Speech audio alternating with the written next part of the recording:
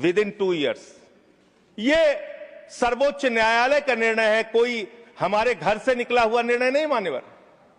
और ये सर्वोच्च न्यायालय का निर्णय है महोदया, ये लोग बदल रहे हैं, ये पूरा देश आज देख रहा है इनको।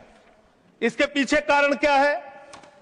वो कहते हैं कि पे लेवल 10 पे गजेटेड ऑफिसर्स के रूप में आईपीएस भी भरते हैं, यूपीएससी का एग्जाम पास करते हैं, और जो सीएपीएफ के अधिकारी हैं वो भी पास करते हैं। इसके आधार पर निर्णय आया। और 6 जो अलग अलग कमेटियों की रिपोर्ट आई, 1970 में एलपी सिंह जो सेक्रेटरी एमएचए थे, उन्होंने कहा finding avenues of promotion for officers of the IPS can not be the overriding objective. It would be very harmful to the moral of the force if in or anxiety to put IPS officers as commandants, we were to deny promotion to experienced officers who have worked hard and proved themselves।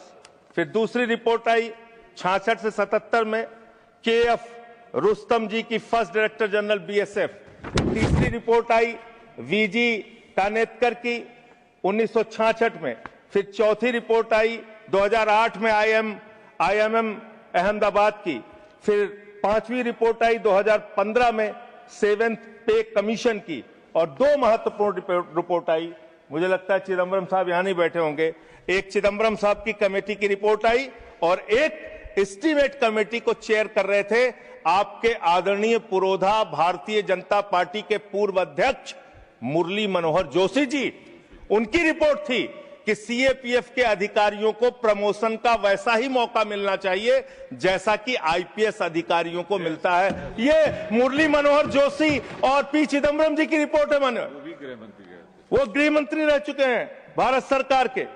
इसके अलावा अब मैं इनकी शहादत के बारे में बताना चाहता हूं। उनकी संख्या जवानों की और अधिकारियों की 11 लाख है। CRPF 3,13,678, BSF 2,92,000, CISF 1,60,000, ITBP 89,000, SSB 97,000।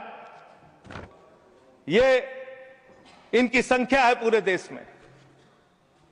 महोदया, इनकी शहादत जो हुई है आपको जानना चाहिए, पूरे देश को जानना चाहिए कितनी बड़ी शहादत है इनकी। सीआरपीएफ के 62 जवानों ने अब तक अपनी 62 अधिकारियों ने अब तक अपनी शहादत दी है। और सभी रैंक के अधिकारियों और जवानों को मिला दिया जाए तो 2290 अधिकारियों और जवानों ने अपनी शहादत दी है। बीएसएफ के